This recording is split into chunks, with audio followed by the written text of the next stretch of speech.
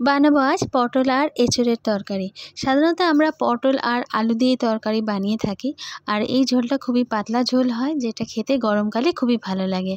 কিন্তু পটল আলু আর এঁচোড় দিয়েও একরকম তরকারি হয়, যেটা খেতে খুব সুন্দর লাগে। তো আজ আমি নিয়ে নিলাম কড়াই। এখানে কড়াইয়ের মধ্যে দিয়ে দিলাম সর্ষের তেল। আপনারা চাইলে এখানে সাদা তেলও দিতে পারেন। তেলটা এখন একটু গরম করে নেব। গরম হয়ে গেলে এতে দিয়ে দেবো পটলগুলো।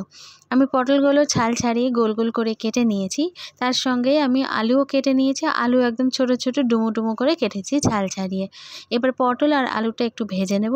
যেই পটল আর আলুটা একটু হালকা হালকা ভাজা হয়ে যাবে, তখন আমি পটলটাকে তুলে নেব। পটলটাকে বেশি লাল করে ভাজার দরকার নেই, জাস্ট লাইট ব্রাউন কালার হলেই হয়ে যাবে। পটল আর আলুটা এখন আমার ভাজা হয়ে গেছে, তো আমি পটল আর আলুটা তেলটা ছাড়িয়ে দিয়ে তুলে নিচ্ছি। এই যে তেলটা থাকবে, সামান্য একটু তেল যদি কম হয়ে যায় তেল দিয়ে দেবো। তেলটা গরম হলে এখানে দিয়ে দিচ্ছি 3-4টে তেজপাতা। তেজপাতাটার সঙ্গে দিলাম 2টো দারচিনি আর 4টে ছোটো এলাচ, যেটা মাঝখান থেকে আমি ফাটিয়ে দিয়েছি।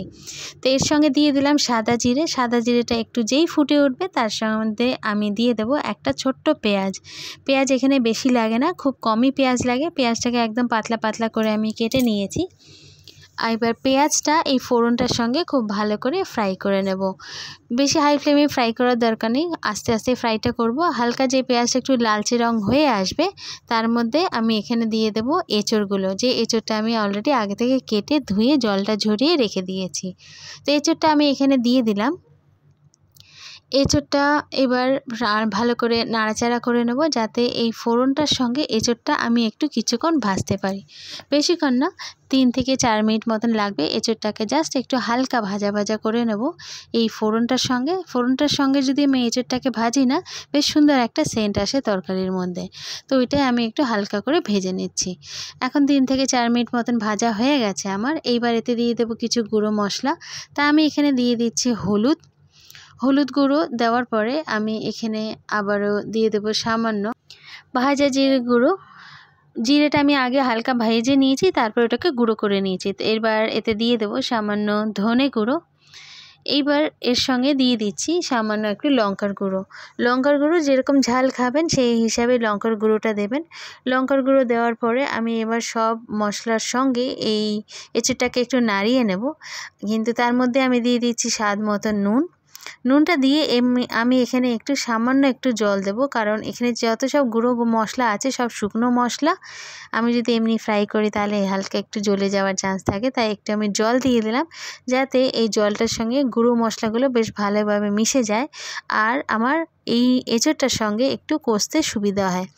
এবার সব মশলাগুলোর সঙ্গে এই কাঁচা যে এঁচোড়টা আমি দিয়েছি, এটা বেশ ভালো করে একটু কষিয়ে নেব। বেশিক্ষণ না, 3 থেকে 4 মিনিট মতনই হালকা একটু কষিয়ে নেব। কষিয়ে নেওয়ার পরে আমি এতে দিয়ে দেবো জল। তো আমি এটাকে ভালো করে নাড়াচাড়া করে নিলাম। দেখুন মশলাটা বেশ ভালো মাখা মাখা হয়ে গেছে চারিদিকে। পুরো এঁচোড়টার মধ্যে পুরো মশলাটা ভালোভাবে মিক্স হয়ে গেছে।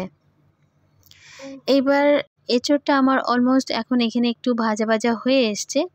তো এখানে আর বেশি আমাকে এটা আর ভাজতে হবে না। এটার মধ্যে আমি এখন দিয়ে দেব ভাজা পটল আর আলুগুলো, যেটা আমি আগে থেকে ভেজে রেখেছি। তো সেই পটল আলুগুলো এবার এঁচোড়টার সঙ্গে দিয়ে দেব। এবার যে আলু পটলটা এঁচোড়টার সঙ্গে দিলাম, এই এঁচোড়টার সঙ্গে আমি ভালো করে নাড়াচাড়া করে নেব, মানে এঁচোড়ের সঙ্গে ভালো করে মিক্স করে নেব। আর পটল আর আলুটা তো আমার এমনি ভাজা ছিল, তো ওতে আমি আগে থেকে কোনো মশলা দিইনি। তাই এই মশলা দেওয়া এঁচোড়ের সঙ্গেই এই আলু পটলটাকে একটু কষিয়ে নেব। তাহলে এই যে মশলার ফ্লেভারটা এই পটল আর আলুর মধ্যেও আসবে। তো এখানে বেশিক্ষণ না, 2-3 মিনিট মতনই আমি আরেকটু কষিয়ে নিচ্ছি, যাতে মশলার সঙ্গে আমি পটলগুলোকেও কষিয়ে নিতে পারি। তো বেশিক্ষণ না, 2-3 মিনিট মতনই আমি করব। তারপরে এতে আমি দিয়ে দেব সামান্য একটু জল। এই জলটা দেবো এখন এটাকে, মানে পটল আলু এঁচোড় সবগুলোকে ভালো করে যেন সেদ্ধ হয়ে যায়।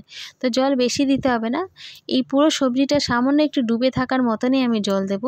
আর ওই জলটা দেওয়ার পরে সবগুলোকে ভালো করে নাড়াচাড়া করে নেব, দিয়ে এটাকে আমি কভার করে এবার সেদ্ধ হতে দেব। এখানে সেদ্ধ হতে আমার 5 থেকে 6 মিনিট মতন লাগবে। তো আমি প্রথম 5 থেকে 6 মিনিট কভার করে দেব। দেওয়ার পরে এটাকে 5 থেকে 6 মিনিট সেদ্ধ করব।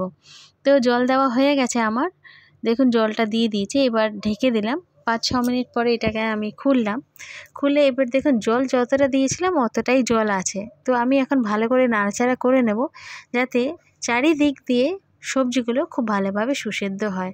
আমি আবারও 4 থেকে 5 মিনিট মতন ঢেকে দিলাম।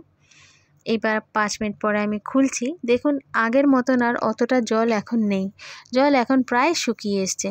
এবার যতটুকু জল আছে ওই জলটুকু এবার আমি বাকি কষে নিয়ে জলটাকে শুকিয়ে ফেলবো। তো এবার আমাকে ভালো করে কষে নেওয়ার পালা।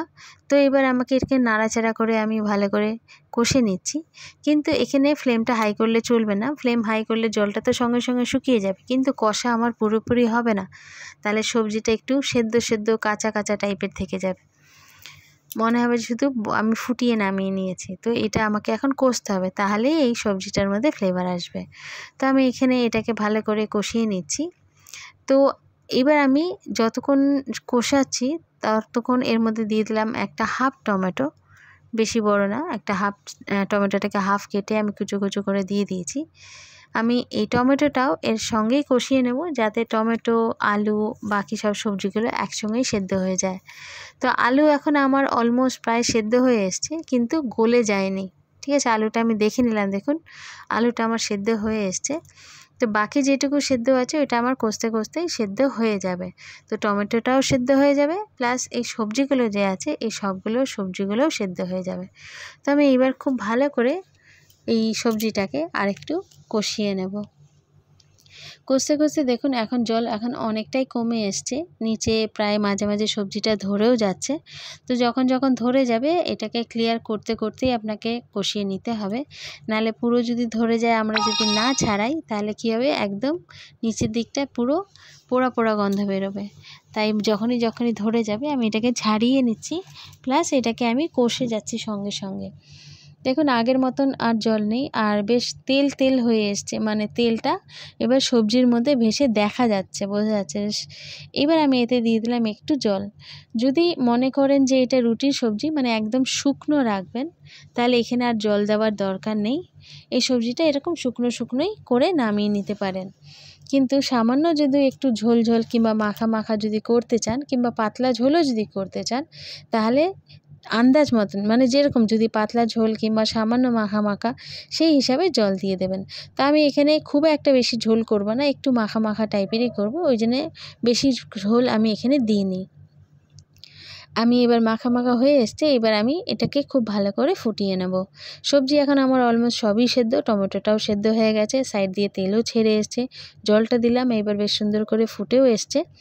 এবার ধরুন যদি এটা আমি এখানে আজকে মাছ দিইনি, যদি আপনারা মাছ দিতে চান তাহলে এখানে কি করবেন, মাছটা ভেজে এতে দিয়ে দেবেন আর একটু ঢাকা দিয়ে দেবেন লাস্টের দিকে একটু ঢাকা দিয়ে দিলে না সবজিটা খুব ভালোভাবে সেদ্ধ হয়ে যায় আর খেতেও খুব ভালো লাগে। তো আজকের রেসিপি একদম রেডি। এইটা মানে গরম ভাতে, রুটি, পরোটা, লুচি যেরকম খেতে চান ওরকমই এটা ভালো লাগে। তা আজকের রেসিপি আলু পটল এঁচোড় দিয়ে যে এই তরকারিটা বানালাম, আপনাদের কেমন লাগলো আমাকে কমেন্ট করে জানাতে একদম ভুলবেন না। আর যারা নতুন দেখছেন প্লিজ লাইক অ্যান্ড সাবস্ক্রাইব। একটুও যদি ভালো লাগে নিশ্চয়ই একটা লাইক করবেন, যেটা আমাদের মোটিভেট করে নতুন নতুন রেসিপি আনার জন্য। আবার দেখা হবে, till then bye bye and take care.